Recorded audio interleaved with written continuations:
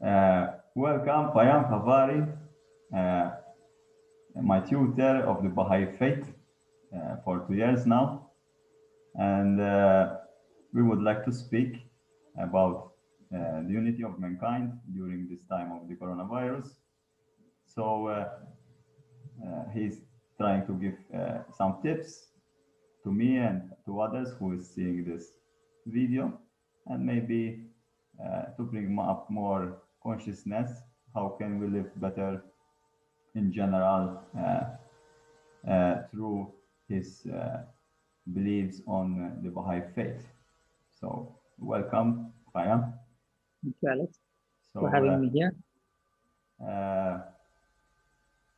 If we think about unity, to make it, what can you define unity? How your faith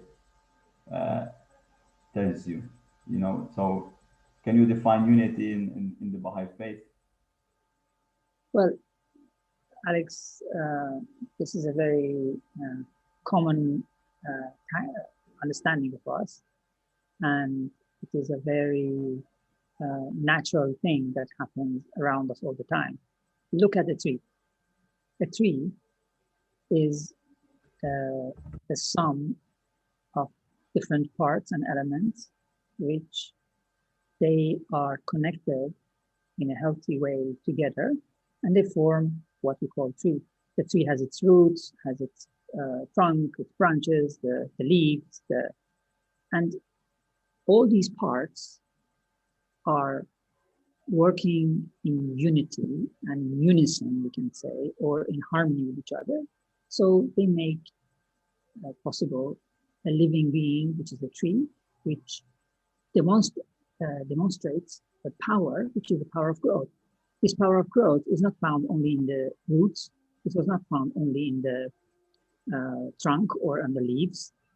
This tree is a combination of all these elements, plus what is the element of the minerals in the soil and the sun and the water and all this. And then this unity of all these elements makes what we call a miracle, which is not a miracle. Obviously, it's we know scientifically how it works, but it's in a way life. Another example is our human body. Our human body is made of millions of cells. Now, these cells are by themselves complete. You know that its cell has its own nucleus and other elements around it, and by itself is a complete unit.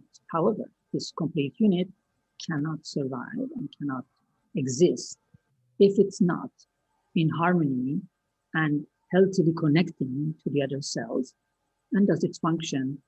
And obviously, different cells have different functions, and this unity among these cells and the harmony that exists between these cells make a human body, which is one of the most complex things that we have in this world in which we live, enables it to perform these complicated tasks that we do. You know that just going up and down stairs is already so much of a complicated task, which involves the movements of several muscles and the coordination of eye and all these things that we already know. So when we talk about unity, then we need to understand that unity is a harmony between parts, several parts that there are, or in any given organism, or in any given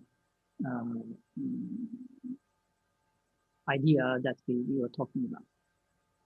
So as an individual, the first level of unity, maybe we can say that we have our body, we have our mind, and we have our, let's say, non-physical reality. We can call it spirit, soul, energy, whatever we want to call it. I mean, the name is not very important. So at one level, we need to create a harmony between these two, because otherwise we won't be able to function as well as could.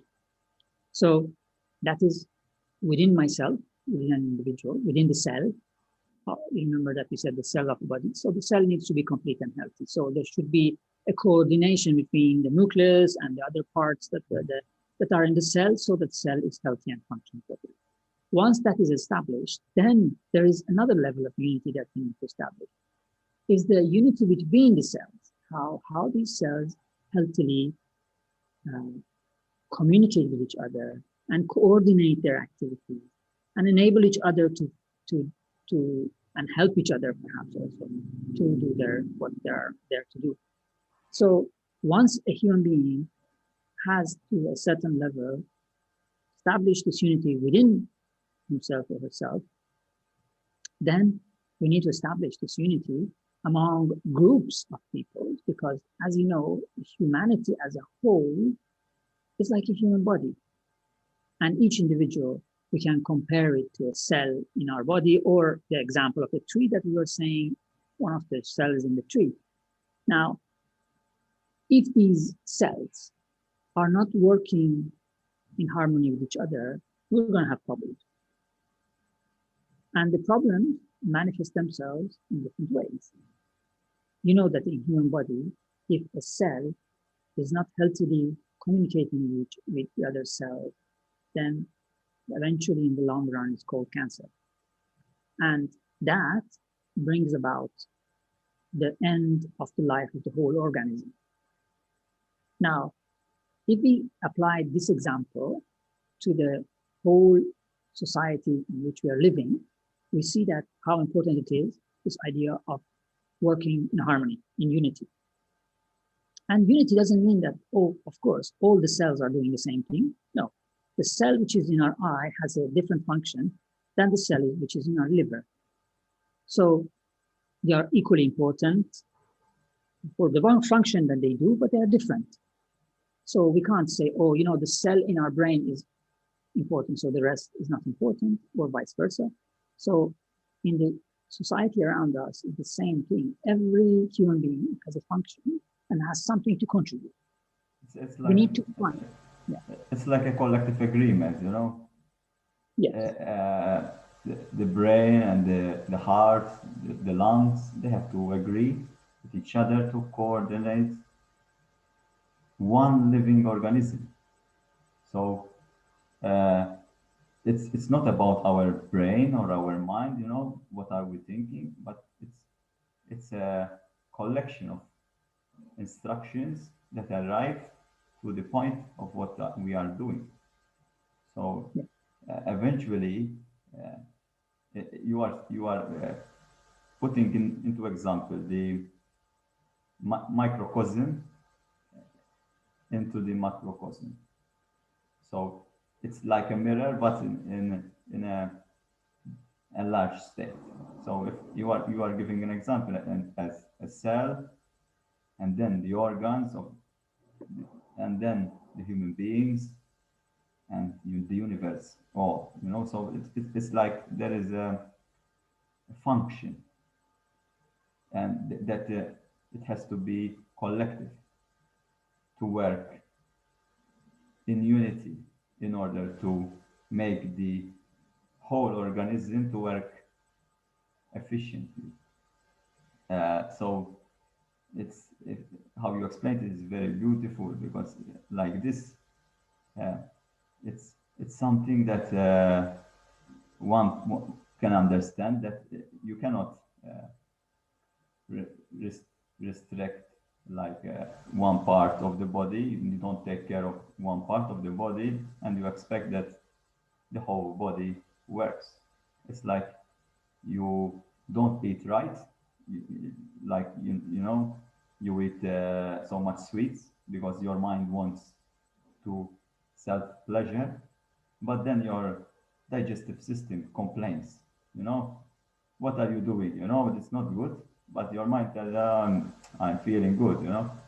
But what happens then? The digestive system like escalates the signal to the brain and tells you, no, now I'm going to give you so much pain, so much discomfort, you know, and you have to pay attention. No matter what, if you think that you are the brain, that you are in charge, no one is in charge. Everyone is in charge. Every cell has his intelligence. There is intelligence in every cell. So it's like you have to respect every cell, not only your brain. So it's you have to begin from respecting yourself. So from what I see, some people don't even respect themselves. How Yeah, can that's the you? first level of unity. Yes. That is the first level. So first you have to respect yourself. Then you have to go over beyond that, and you have to respect others. You cannot expect to respect others and without respecting yourself. So primarily, we should focus on ourselves and be uh, in line with this collective agreement of our organism.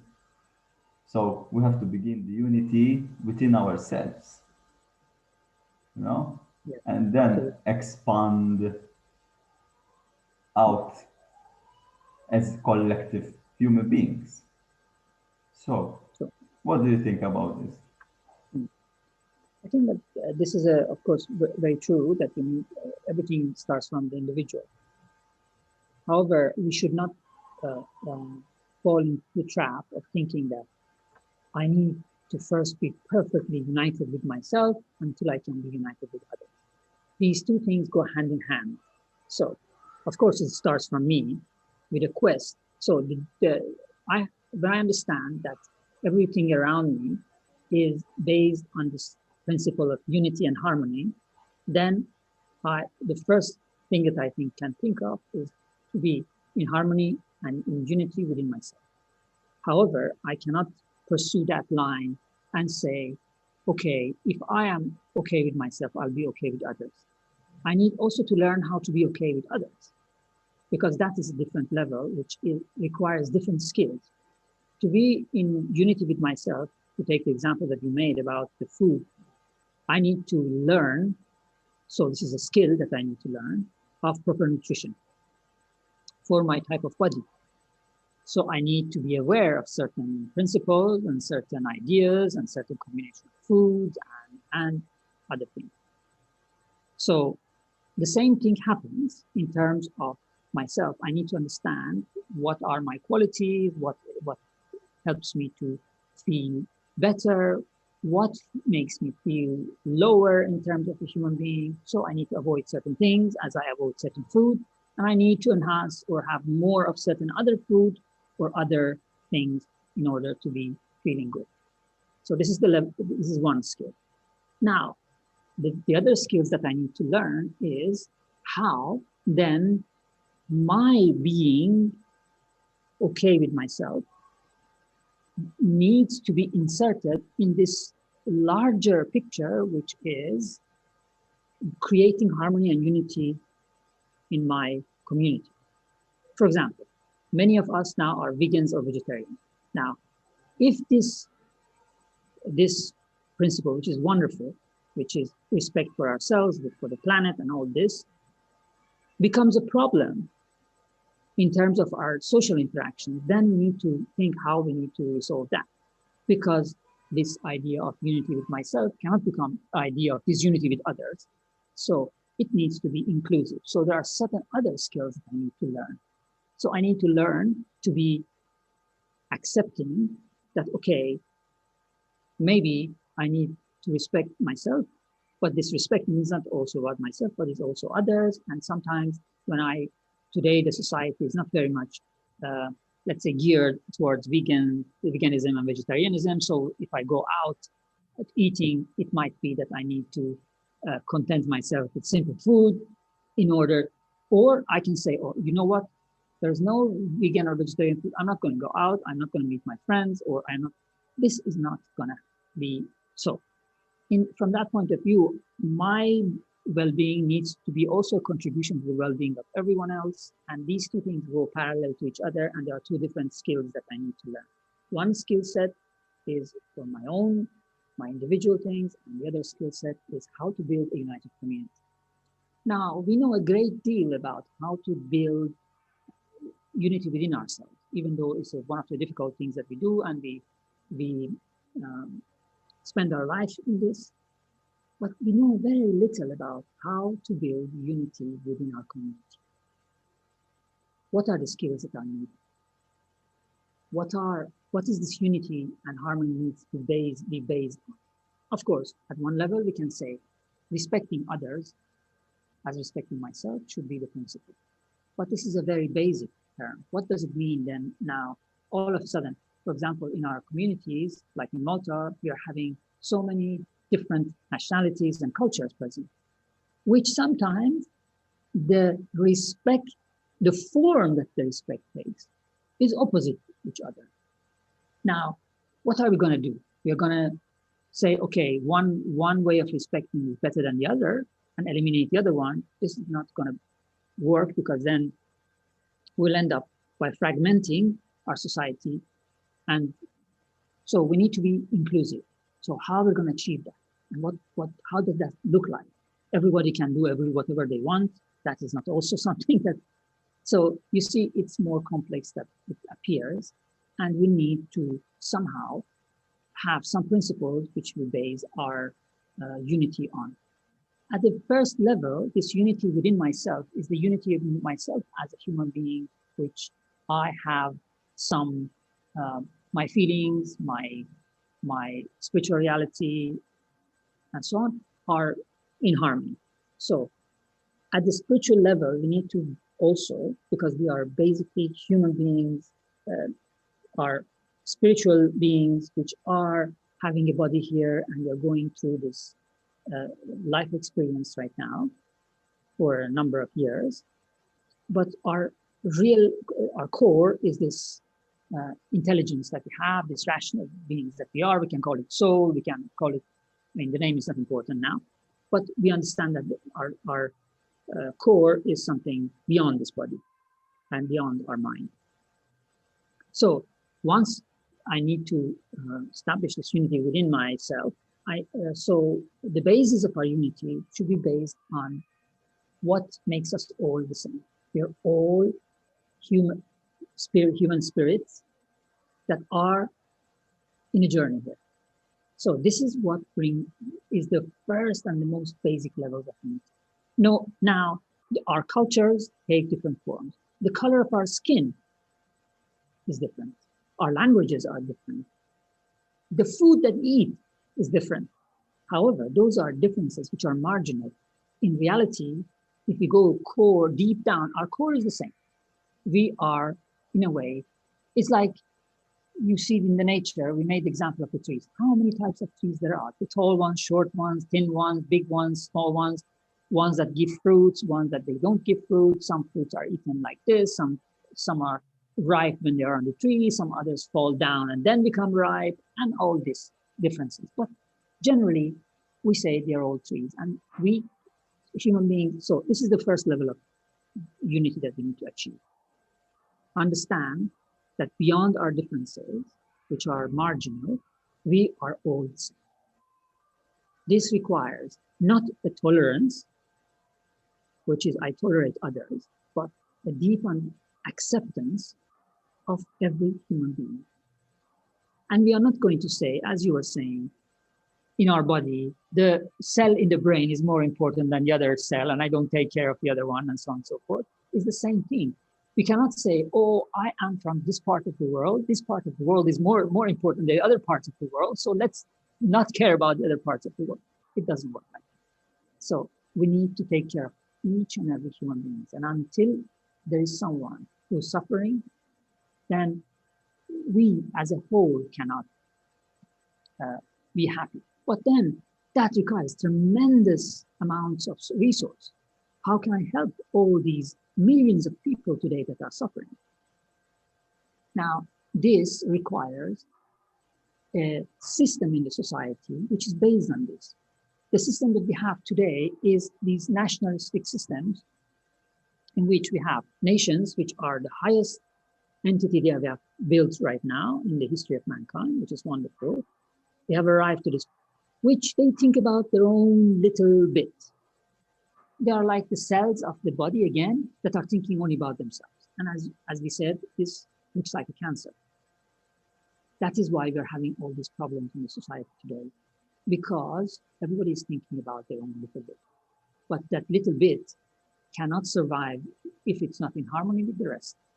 And we are having big difficulty, including this virus that we are having, this pandemic that we are having right now. What is happening to this pandemic? And the solution is very easy. In fact, we did amazing things during this pandemic. For example, we developed vaccines in a tremendous speed. Never in the history we had vaccines so quickly. Why? Because everybody worked with everybody else to make this possible. And this is the result of it. This shows already how unity can make us to be more and to become more than what we are right now. And this is our way forward. This is the evolution that mankind is going through. You know, what I saw in this pandemic is, I think one of the major things that brought was respect, consciousness about respect, respecting others that maybe are more vulnerable than you. So, because today we are so detached, we have broken communities everywhere, and we live in a selfish way. And together with this virus, we are thinking about others. It's not about me, it's about them as well, It's not about me still being alive, but the others are okay. Is it okay for you? So I think one of the biggest is respect. So that is already a beginning, because we need to go out from the shell, break out, and see, expand our perspective view on others, not only mirror ourselves, I feel good and remain there. So that is one of the biggest things that I saw. The point is this, because, okay, we need skills to understand. Everybody knows that eating too much sugar or eating too much fat or eating too much animals, it's not good. But go out. Fast food, you are out of time. What do you find? What is the most thing that you find? Is it healthy? And this is not only about nutrition, it's about everything. Is it healthy, our community? What do we find out there? We speak and we know what is right, but we don't implement it. We use it in a kind of business way, because sweets are addictive, it's a pleasure. So let we give pleasure to these people who are already stressed by the society program. We put more stress and they will take more pleasure. And they are like in prison of the program into themselves, into the brain, disrespecting their body, their collective agreement. So it's like the program is pushing you to disrespect this thing of unity. So what is happening? Why we are not putting so much awareness like in children, for example? Why we don't make it a priority that spirituality is important in school, So we bring up a better human beings in terms of social interaction and not only doing 10 times 40 or mathematics or physics, It doesn't mean they are not important, but are the only things important? Should we need only mathematicians here? No. Is it that only that works? So why are we still today not putting so much effort into making this unity as a high priority? And beginning from students, from children, into politics, into countries, into regions, or even if you think about a feast of Malta, there is uh, I don't know how to call it in English, a party. One of is green, the other is blue, and they compete. Who is the best? Who is the best in this spiritual feast? When the feast itself should be unity. We should unite together to uh, be like feel good that this image is like connecting us together, not creating competition. Who is the best? And if something happens to the other party, we applaud, we have fun of it, we are joyful. The program itself is made to disrespect, to disunite. And I saw it from a very young age. That's why I dislike feasts. I don't go into feasts, not because I, I'm not into religion, but it's the opposite. You are celebrating something in the opposite way. So it's from the roots, from the cells, till the biggest organ, your brain, is corrupted. You know. So, from your opinion, where should we begin to unite this mankind? I think we need to first, as you said, realize that this idea of um, unity is not a question, it's not a materialistic unity. Because if we live in a world of matter, this planet is made of matter. However, as we said before, our core is something which is not made of matter.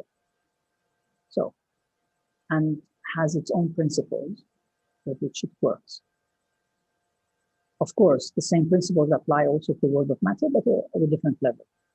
As we said, for example, about a tree, in order to be able to survive, its different parts need to cooperate and collaborate together. And because the tree has not a choice, then it grows as it grows and it's subject to the laws of nature. We have a added, let's say, element, which is the idea of the choice, that we are not completely subject to the laws of nature. And we can, for example, we cannot fly like birds, but we have built some planes with which we can fly. It's a very simple example that gives us the idea of that we can go beyond the laws that the nature has imposed on us. We cannot, for example, go and be like fish in the water, but then we have built some submarines and some machines that they can help us to go deep down in the oceans and so on, like fish do. So in a way, we need to understand that we cannot approach this unity at a material level only. If we do it only on a material level, then it becomes very limited and it doesn't work. So we need to go to the basic of the idea that we are all spiritual beings. Okay, so what does it mean now, unity at the spiritual level? Do we need to believe all the same? We need to be all like photocopy of each other? No, this is not the case. This unity needs to be in our diversity. What does it mean that? It means that this diversity that we have as human beings is like the flowers that we find in one garden.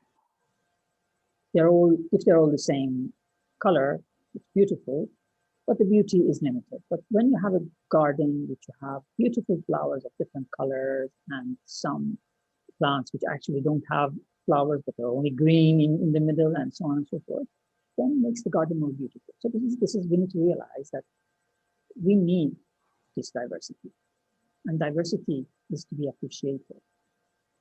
So the materialistic or point of view says, okay, this works, so let's replicate this and eliminate the rest so that only what works best can go on. In the spiritual point of, from the spiritual point of view, we can't do this because we need diversity. And also from the material point of view, for example, now the scientists are discovering that we need the diversity in nature. We cannot just plant wheat year after year in the same soil, because after a while it doesn't work. So we need to recognize that diversity is an enrichment for us. So we need to change our mindset that when I see somebody different or someone different, it doesn't mean because has a different color of skin or eats something different from me or speaks a different language or comes from a different culture, it's not automatically bad, or it's not automatically, oh, he needs to conform to my culture or she needs to conform to my culture and my way. But let's explore together what good there is, because every human being, every culture, every part of our body has something to contribute. Mm-hmm. So every part of the human kind has something to offer. So let's be open. So this doesn't come, let's say, natural to us perhaps, but it needs to be taught to us. So what happens is that we need to have an educational system which helps from the very childhood every human being to understand that our core is our inner reality. And everyone has this the same, no matter what is the differences which we find outward. You know, our color, our culture, and so on, our gender, these are all secondary. So we need to understand that everyone is precious. So once we understand this, and it's taught to everyone, which comes only if we have this idea that our inner life is more important than what we see outside our body and our habits in terms of, and there are some things which are good for us and some things which are not good for us, like the food that we eat and so on and so forth. Also, in terms of our interactions, we cannot be competitive with each other. We need to cooperate with each other to get more out of everything. So, but this cooperation cannot be like, okay, I cooperate with you only if it's my interest is increased. Sometimes, as you know, even our body in terms of energy dedicates energy to some parts because they need more energy at the, at one point. For example, I don't know, I cut my finger. A lot of energy is put there to heal the wound because otherwise the whole body will suffer. And at one point, when there is an emergency, body shuts down other things that are necessarily done to dedicate. So this is what we need to do in order to be able to have a healthy body of mankind and a united body of mankind. We need to make it not a material unity, which means, okay, if there's my interest, then I cooperate with you. But the minute that I'm not making a lot of money anymore, then I don't care about it. This is a very selfish, childish way of looking at it. And it's a very materialistic way. And the problem that we have is that we are basing our unity that is around us in this idea of materialistic unity, which is not, let's say, for us, because we are, as we said, in our core, we are spiritual beings which are not only matter. Of course, our body is important, but somehow our core is something different. So we need to interact with each other at that level. Now, this doesn't mean at all, because sometimes people confuse this idea of spirituality with religious laws. Okay, now that I'm spiritual, now I need to obey this law, that law, and the other law. No, this is something totally different. We're talking about our core, which is equal for everyone, regardless of our beliefs. So the beliefs are something that we form in our life that we think it makes sense to us. Either they are inherited or we discover them and we make them ours.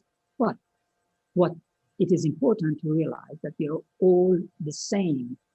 We have all this inner core, which is equal. And this is the basis of our unity, and it needs to be starting from the childhood with the educational system. You were, for example, you mentioned also when you were talking about this idea we go out, we find junk food around us and food which is not healthy for us. Definitely, at the level of society, we need to have organs and bodies that help us to live healthier. It cannot be left to the profit system to decide everything.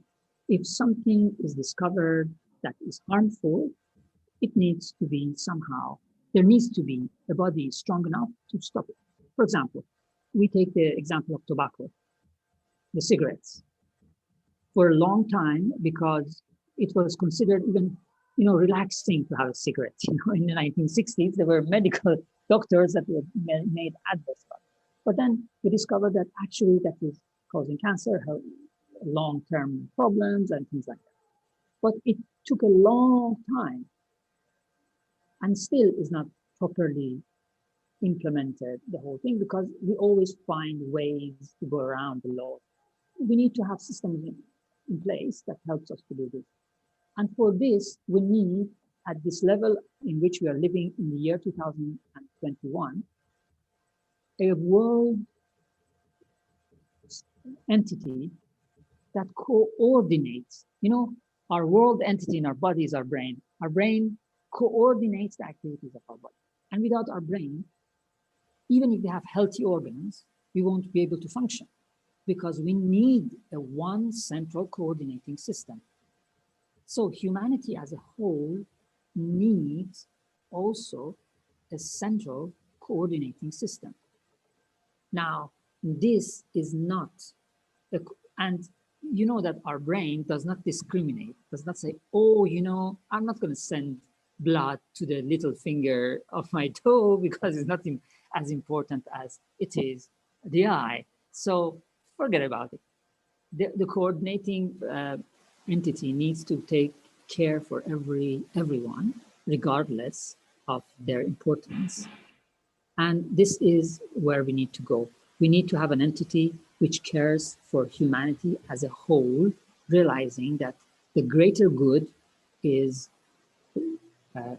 when every single cell is healthy and is working properly and is given what it needs as nutrients to be able to be healthy. Otherwise, we'll have problems. Yeah, that is beautiful, and diversity, if you see it, I studied nutrition, they tell you that you need to eat the rainbow. So it's if you eat always the same things, you will not be healthy. You need to diverse. You need to make a range of vitamins and minerals, so that your body needs. Every color has its nutrients. Mhm. So it's the same like seeing again the microcosm into the macrocosm.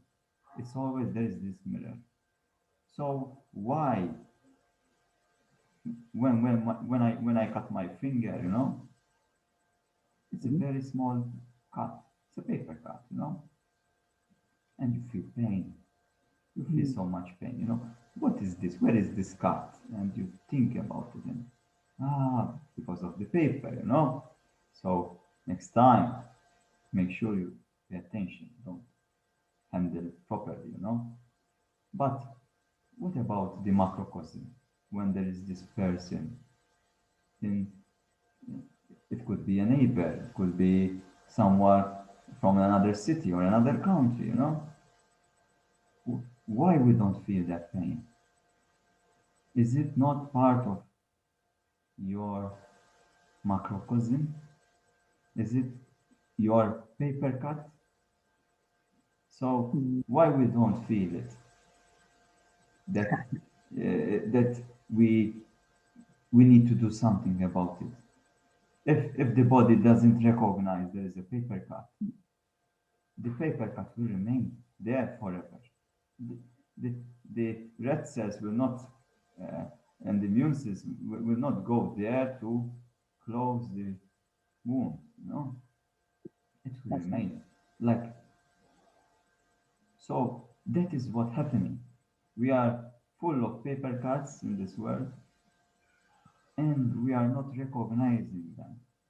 Or we are, but we are like, okay, we know about it, but we are still moving. Our hands are working, our legs are working, our minds are working. So, although we are sick in a way or we are in pain, we are still going to work, we are still having fun, maybe a bit lower, okay? There is medicine, they help us, to go faster. They suppress our painful paper cuts, okay? But the reality, are we really healthy in in this mindset, you know? So the world is going round, but it's not only about money. It's not only about money. Mo- the money doesn't make the world go round. No. If you live in a community that that is based on gifts, I can do something for you. You can do something for me. We don't need money, in a way. If you go in Amazonia, and there are tribes there, they live in the trees. Okay, it doesn't mean we need to live all in the trees, but it's something that it can be done. No need to money, no money, no. You need only knowledge and community, So we in the past we were there. These are a real example for us that our ancient story, we were there. We developed here. So why we become so detached? We were more united before, in a way. Today, if you think about our neighbors, neither with our neighbors we are united. We don't even know them sometimes. But if you think in the past, at least they had communities, maybe okay, they made war within each other and within other cities, But there was a tribe, there was a community. Today, community is not even family sometimes. If you see so many marriages that are broken up and children given away, the, the basic community is the family. It's, it's destroying, you know. So, are we going into the right direction of unity? Where is? Maybe we have increased technology. Okay, we have uh, commodity. We feel like more. We press a button and we are video calling ourselves. So now I don't need to come to your place and so it's more comfortable. But Yeah. I need to take care of everything that I have. This is more responsibilities. I need to pay the internet now. I need to pay the laptop. So everything that we own, we need to have responsibility and be more conscious. But it's not only about that. What is the consequence of this? So if you think about, I have a daughter, and should I go to work and and spend 12 hours there to make a living, or should I try to live in the minimum possible? So, and these kind of decisions create disunity because now neither the husband and the wife they are not seeing each other sometimes. They work in a shift. In the morning, there is the mother, in the afternoon, there is the father. So, what is happening? Why this is normal today? Why? And we feel there is something wrong, and we keep on doing it. The situation is this, that the question to your answers, the answer to your question is very, in a way, in my understanding, is one. All these symptoms that you describe are the symptoms of a sickness. Okay, but what we do is, like, we see someone is bleeding, or we put a band-aid, on the where is bleeding, and then there's another part bleeding, another band-aid, another band-aid, another band-aid, and we never ask ourselves, oh, why this person is continuous bleeding? Why? What's the root cause of this one? So we are treating all the difficulties and problems that we have in a symptomatic way. But we need to go to the root cause of these. The root cause of all these troubles that you describe is because we are approaching life from a materialistic point of view. Only the material is important, and we are not putting into equation the spiritual part also. So we are made of our body, mind, and spirit, and all these elements have requirements. If now our materialistic part is purely our body, now if we are taking only that, then we are trying to make it more comfortable like that. But we are only doing partially. We are not going to be better, and our difficulties will not going to be solved if we take it from that point of view only. So also, another question that you had was, are we going forward, or are we going backward? In a way, wasn't it better before? In a way, it's very, very interesting question, this one. Humanity is like a person, which is evolving and growing. At one point in our history, we were like children. The children, they can fight with each other, they cannot play with each other, but little harm is done in a way. But when we grow, and now we become teenagers, 15, 16, 17, 18, now our powers has grown, and we can really and truly hurt each other if we want. Knowingly or unknowingly, we can hurt each other. So this is why we see that in the past, yes, there were some difficulties, but compared to the difficulties that we are having now, it's really nothing. So perhaps we should go back. Actually, this is not possible, because the movement of evolution is forward, is not backward, even though it's not only in a straight line, but goes up and down. But generally, the middle point is always going up, and we are always progressing. So the solution to this problem is to find more mature solutions to our problems, which is this idea of looking at the spiritual side of our life, and what value, for example, for our society to be better, we need to see what are the underlying values that we have in the society. Is the value of mutual support, mutual understanding, of cooperation, or it's exclusion, it's competition, it's exclusion of the other for my own benefit? Now, until we assess these principles that are behind our society, the society is not going to heal. It's the same thing that unless we address the root cause of the sickness in our body is not going to heal. We can take all the painkillers, we can mask the symptoms, but eventually it will come out more and more until the body stops functioning completely if we don't address the root cause. So it's the same thing for the society.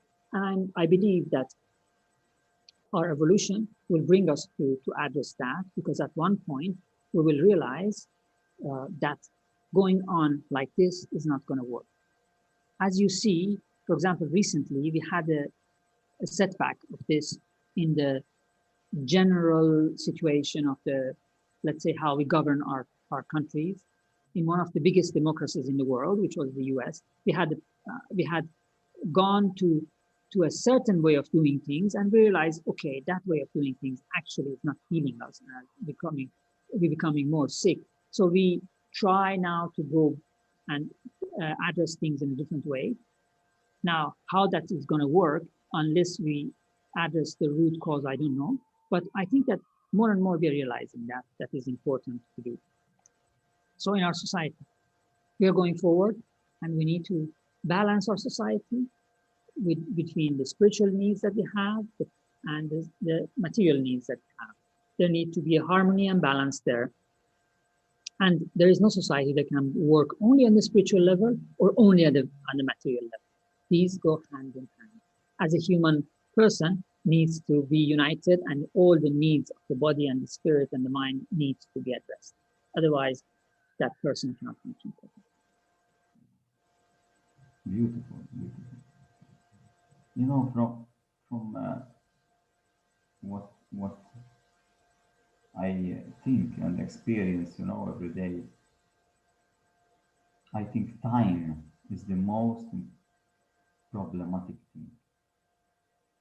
If you think about children, you know, they go to school and they need to do their homework, and their parents need to go work, and both of them doing overtime, part-time jobs, you know, so much things to do. Today we fill up our houses and with sometimes things that we don't use, and we need to take care of them, so it creates more time to dedicate to them. And then we don't have time for the important things, like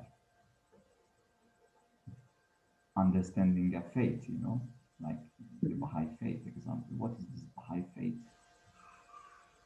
Have anyone know about the Baha'i Faith? And do you have time to understand what the Baha'i Faith is telling about unity? People don't have time. Don't have time. But it's not their problem, because the program is programmed like that. Because when you don't have time, you don't learn, you don't know, you don't understand. You will live in a confused life, and you always ask, and you always need, and you always buy, and you make the world go round. Because people who are in knowledge are those who have the money, and they control everything, and they like keep the people underneath them in control. So it's like the program puts you in the corner of lack of time. So you don't have time to be a good man. You don't have time. You want to study the faith? Okay. But from where you will get the money? You don't have time to study the faith or get the money. Or else, no problem. You want money, and but uh, who will cook for you? You know, what is available out there? Okay, I take a takeaway. What type of takeaway is available out there? So you will neglect your body. There is always a bad consequence. So what happens? The faith is not important, but first the money, and then we want to eat well, you know, and the faith, you know, it comes whenever it comes. And this Yeah, is this idea of time. Huh? and this is not about the faith, it's about sometimes our children, our Yeah, of course. priorities, you know, and what we do, Yeah. what we do with our time. So it's but if you think about it, it's not our fault that today uh, every woman needs to go to work, because you will not have a house. You want a house? Put your Yeah. put your wife at work, and you maybe have a house. Today it's maybe as well, because it's so much expensive, you know. So with all these uh, regulations, new regulations that we are going up, you know, we are progressing into the new, better age, you know. What age? Age of money, you know. And if you think about poverty, you know, uh, people, the, the, the, the, the wages increased, okay, but the people who are in power, their wages increased in a multiple way. You know, there's no linear way. The people who were poor, maybe they became a bit better, but those who were rich, they are very more rich than that. You know, there is no balance. And that is what happens. Then you don't have time because you need to work every time. I see in my work, many people work 12 hours a day. It's very normal, 12 hours a day. And you say full-time job, 40 hours per week. What 40 hours per week? You work from Monday to Sunday. Plus, during the week, you work 12 hours. And today, we have 3 jobs. The 3 jobs is or 4 maybe, because both the husband and both the wife has to have the part-time job in order to fully stay with the money system. So Yes. is it our problem that we don't have time? We try to uh, be minimalistic, but everybody needs a car now. Everybody needs to top it or pay the insurance and the license, you know, and go to the VRT, and there's expenses, service, and that is only about the car. So there is time to think about unity when there is so much time to think about yourself. And there is not enough time to think about yourself. So the only way, from what I made research about, the only way is to create this community. This community that everybody helps each other and, in a way, be united into the money system. So not everybody is independent into the money system, but it's like everybody is sharing their money to help someone who is in need. And maybe sometime I will be in need, and I know there is this neighbor that will help me. Maybe in the money or in his service. No. So there are communities. If you think in Africa, they do it. If you think about there are mothers, you know, community of mothers. Sometimes the mother need to bring the water, and she don't have time to give milk to the baby. So what she do? There is another mother who is milking, and she breastfeed the baby of the other mother. You know, today, if you think about who will do it in Malta, you know, this is strange, but it's not, because it's community. It's made of gifts, and sometimes the milk of a mother is a gift, you know, to the other Of baby. course.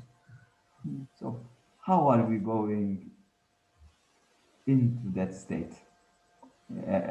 A community of gifts, you know, which I really, really believe is our the only way to go out from this program, you know. Mm. You are describing the symptoms, Alex, about the symptom of not having time, the symptom of not being in competition and not cooperating. These are all symptoms. The cause root is that in order to be able to give that milk that you were mentioning to someone else's baby, we need to have the principle of generosity cultivated within us and within our culture. So our culture we need to build a culture of generosity, of giving, and these are things that don't come by You can't buy it. You know, I give you 100 euros and now you become generous all of a sudden. Or I can't buy generosity for myself. I need to cultivate these things in me. And this is the spirituality that you're talking about. If you want to get united, if you want to solve all these issues, the symptoms that human society has because of the sickness of materialism, we need to cultivate within us and within our children, within our families, within our communities, within our nations, and within the whole world, these virtues or these qualities that we need in order to be able to unite, which is the idea of generosity, of giving, of loving, of being, of kind of compassion, all these wonderful virtues and ideas that we can cultivate within ourselves, which is not matter. It's not a materialistic thing. It belongs to the sphere of our inner life, inner existence, who we are. Then only by that we can change this, because that will solve, that is the root cause of all these problems that you're mentioning. And the only remedy for that, only medicine, is to be able to cultivate this. Now, how do we get the energy, and what are the principles that we need to cultivate within ourselves, and where the source of all these are, can be part of another conversation that one can have, and to understand where are the sources of this, where do we get it from, are we just take it from our culture, is this because I grew up in this country, now I'm thinking about like this, or because I grew up in the other country, I completely think it in a different way. What is it? How can we find a universal code for humanity? Because if we said we are one, we need to have a universal code. And is this universal code, again, we said, does it mean uniformity, or it needs to maintain diversity?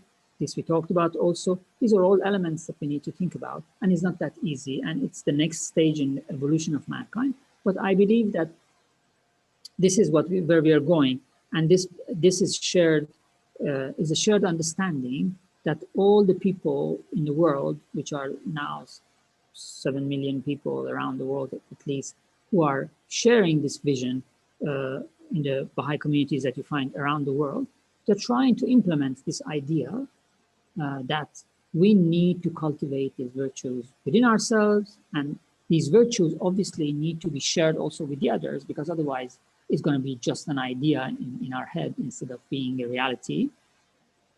So we are trying, this is the remedy. This is the remedy for all the questions that you put in a simple way, as I understand.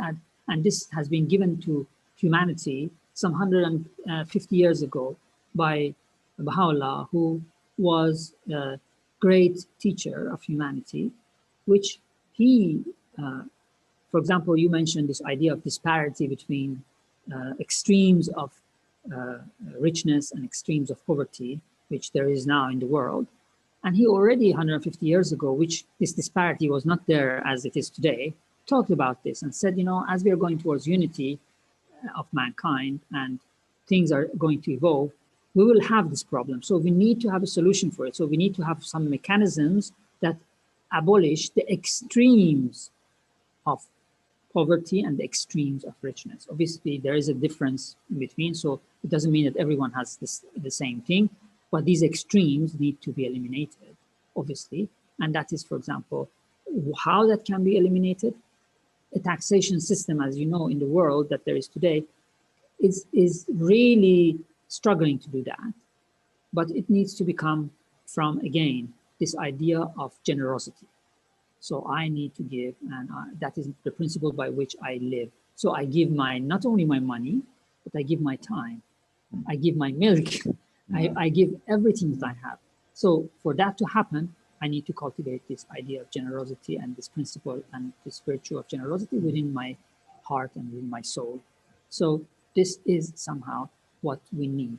This idea of we need to cultivate, and the purpose of our life needs to be not to accumulate money, but of course we need money to go through our needs, but the purpose of our life is the cultivation and the growth of all these principles and virtues that we were talking about within ourselves, with the sharing of that, as we said, as a healthy cell with other cells, with other human beings. because this is the only way that we can have a healthy body of humanity. So I hope that humanity, and I think more and more people are discovering this, because 150 years ago, when Baha'u'llah was talking about these principles and these ideas and the truth that we were talking about today, there weren't definitely 7 million people. But I hope that more and more people will discover this, and it doesn't belong to any particular, let's say, group of these virtues do not belong to any particular group of people. So it just happens that Baha'u'llah has talked about them, but it belongs to the whole humanity, and the whole humanity can contribute towards this, and it needs to be aligned. So when we unite around this principle, all of us, with all our diversity, which is a richness for all of us, then eventually the root cause of all these problems will be solved, and we stop bleeding, and we don't need any more band-aids. And we can't, and then we'll not have a question. Your question reminded me, like all these questions that you made, is like, when are we stop bleeding? We will stop bleeding when the root cause of our sickness will be addressed, which is the lack of vitamin C, which is the lack of unity in our society. So we need to address that. You know, it's beautiful you explained it like this. And generosity, I believe, is one of other virtues that we need to implement. But if we focus on generosity, you know, when I think about my life, you know, I had many digestive problems for many years, you know. And when I am in pain, how can I be generous? If you are in pain, you think about yourself, you know. That's true. So why you reflect why you feel so much pain? Why you don't have time to think about others? But when you understand this pain, and when you see this pain, it's on others as well, then it's right. It's like an enlightenment. Mm-hmm. So the point is this: if you think about everything, it's not about nutrition or digestive, but it's only about also in money, you know. Mm-hmm. Why you want to be rich when people who are in a way poor, in, if you compare, they still live in a way a happy life. There are some people who have almost no money, they are happy.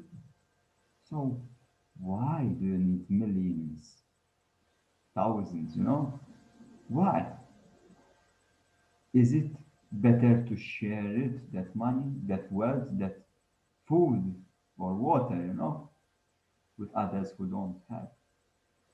So is it maybe you are so in pain that you feel the need to put more money into it? So self-please yourself, you know, with material things that they never satisfy. You know, you want more, you want more. It's like sugar, you know, you want more. If someone gives you the whole cake, you will eat the whole cake. You don't eat a piece. And it's insane. If you can share that piece, that cake with many people, and you will still in a way be satisfied, you know. So what is it? I think the only way to bring generosity is to heal yourself. So don't you focus more on yourself, you focus on others. Now is the time. It doesn't mean you need to heal completely, because complete is a very big word, you know. It's like enlightenment. You are enlightened, total enlightenment. No, it's a checkpoint. Enlighten. You enlighten yourself today, you enlighten yourself tomorrow. And there is always a progressive way. So why we don't reflect not only on ourselves, on our needs, but what about our family, our environment, the whole world, you know? When I had my daughter, it was a miracle, you know? But then when I said, what environment my daughter will live in? Is it good, this environment? It's like having a car and you don't have a street. You can have the most beautiful car, but you don't have a street to drive it. What is the point? So that is why I'm doing these kind of conversations together with you, Payam. I really thank you and your faith about the Baha'i. So I I selected you appropriately because I know you are your knowledge is vast and this is very limited time. You know, I hope we can do more, but we need that street to drive properly. It's nonsense having a beautiful car, you know, or a So, beautiful body. But are we thinking about the environment? But it's not about the home, the city, the country. It's about the whole world. And it's not in the city world or in the forest where we need to be in harmony, you know. If we know we are cutting too much trees, it's not good. It doesn't mean we should never cut more trees, you know. But where is the balance? If we know we are cutting more than we should, what are we using trees for? To make weapons? What is the point? So there is a whole revision. You put a list, you know, this good? No. This is good? Yes. You know, and we should take care of that. I think this is a, the politician job is not ours. You know, I am we are like very low class in confront of them. But you know, is it this implemented or is it only about money? The money system. The money is going round. So, uh, so if you want to say the last word, you know, about the Baha'i I faith. know what you are saying is very interesting. That this idea of how we do things. To do things, we human beings need motivation, and when we have the right motivation, we can do great things. Look at Gandhi, what he did, and his example for us is amazing. And many other people in the world did many other great things because of the motivation that they had. They had the right motivation. And what motivates us gives us courage. The higher this motivation it is, the higher we can go and we can reach higher peaks of humanity in every direction. So I hope that we all look at the solutions that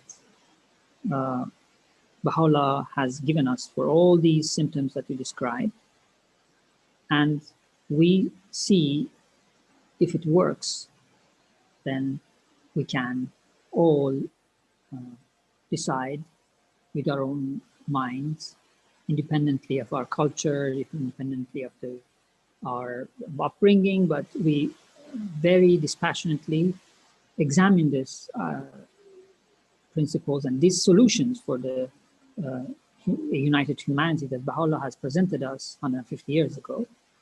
And then we find out for ourselves if this thing works. And then we are motivated by those principles and we work for their realization, because this unity that we're talking about, Alex, is not going to come by itself. It needs to be built by individuals. So a healthy body, it needs healthy cells which are motivated to cooperate with each other.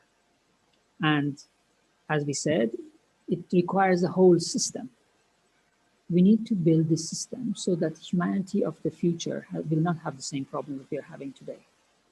So my invitation to everyone who is listening or will listen to this conversation that we had together is to have a look at the solutions that Baha'u'llah has given us for the problems that we have.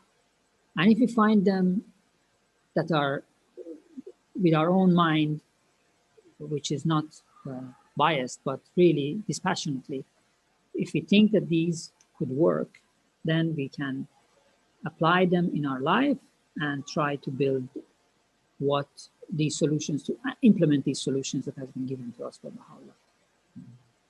That's beautiful, you know. So to the people who want to go deeper into the Baha'i Faith from my experience. So I have 2 years experience with Payam. He's a very good tutor about the Baha'i Faith. Before him, I was an atheist. I was angry with God. So with his help and with all my appreciation, he put me in the right direction in the faith. So I was open.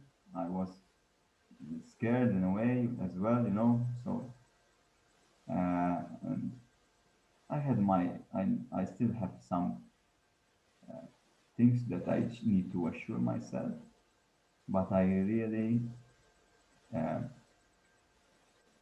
how to say that the Baha'i Faith was a life-changing experience, you know. So I really appreciate your work, you know, that you did with me. And if you give a chance to the Baha'i Faith, I am sure that something different will light in ourselves, you know. This is if it wasn't the Baha'i Faith, we are not speaking today. And it's not because I don't know Payam, but because I was in a way selfish, you know. Because when you think about God, then you already begin to think about someone else, you know. And when you think about God, you think about everyone. It's like that kind of enlightenment that God is in everyone, you know, in everything. And this energy of empathy, it's like there is this expansion. You are more empathic to everything and everyone, you know.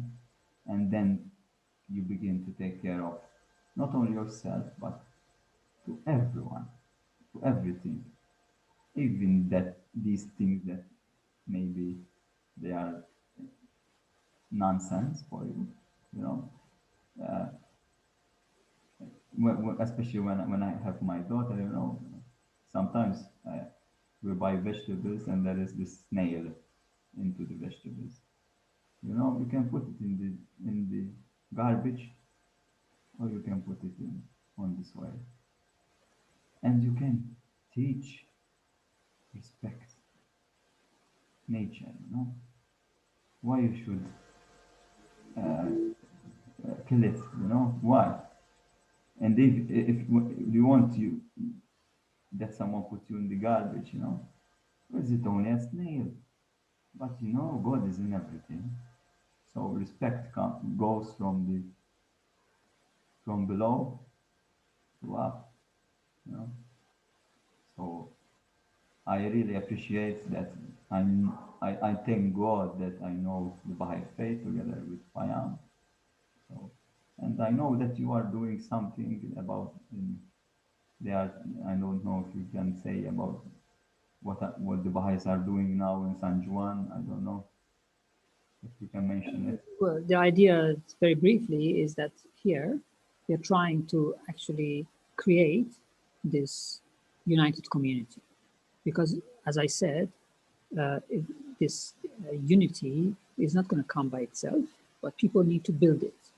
It's like a building. When you're building a house, it's not that all of a sudden there's the house. You need to start from foundations. First, you need to dig, put the foundations, and then slowly, brick by brick, or wall by wall, you need to go up and build a building. So we are doing the same thing. So we are talking to our neighbors, to the people who are in our neighborhood in San Juan, and talking to them about this idea that what if we all come together kind of and try with whichever way we can, make a tighter community here, a more united community, make it a better environment for ourselves, San Juan. So, for example, if, and as you know, this, as we said already, this idea of unity needs to be taught to us from when we're very young. So, for example, we are having classes for the kids in which this idea of unity is shared with them, and they learn through, for example, cooperative games, how to cooperate with each other instead of competing with each other. And the same thing happens, for example, for the junior youth between the age of 12 and 15.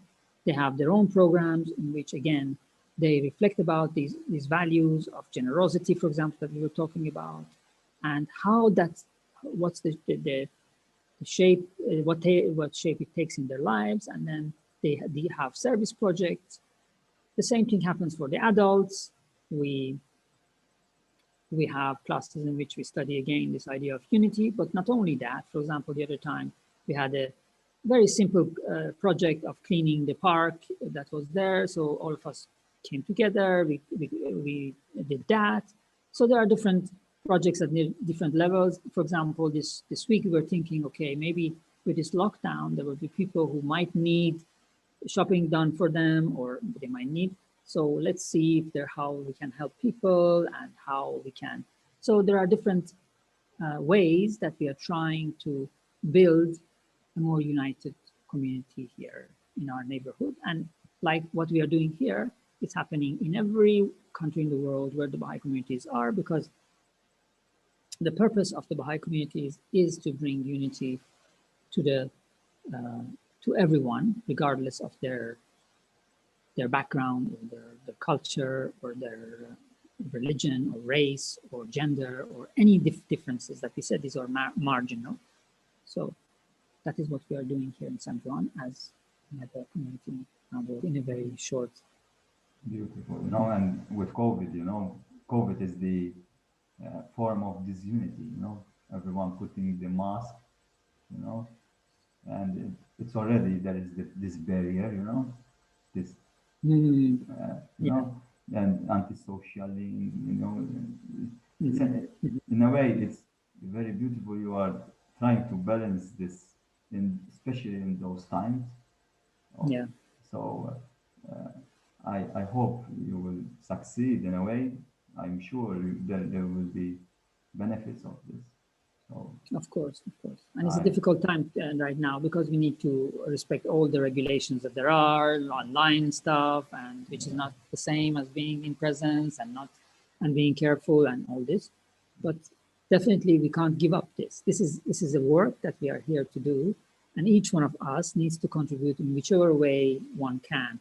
And we are not saying, oh, the contribution someone is little or the other one is big. All the contributions are welcome, and I think that this is the secret of our success in a way, when we appreciate the contribution of everyone. If someone wants to contribute, what can he do? Well, you can get in touch with us here, and we have a Facebook page, we have a website, and then we be part of our project.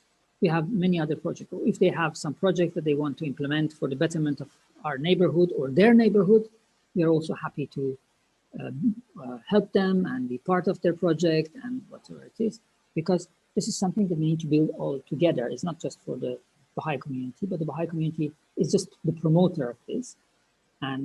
But it's going to be all the inhabitants of San Juan rather than, Zaytun or Zabar, that they need to do this. So it is all of us that need to come together, and we're all. I will make the links that you send me. So maybe if someone who wants to reach you, this video maybe can direct it to you, and maybe find more contributors to what are you doing for the betterment of the world, That's right. That's right. Thank you, Payam. I really appreciate. I hope we will converse into this bringing up live conversations again. So I'm very thankful that you took part of this, and I hope in time this will be useful for the betterment of Mark. I know. So Thank you, Alex. I'm sure that it's going to be that way for sure. For sure, your intentions are already a contribution towards that. Now the outcome will be whatever it will be, but I think that the intention is really, really noble. Thank you very much. thank you very much.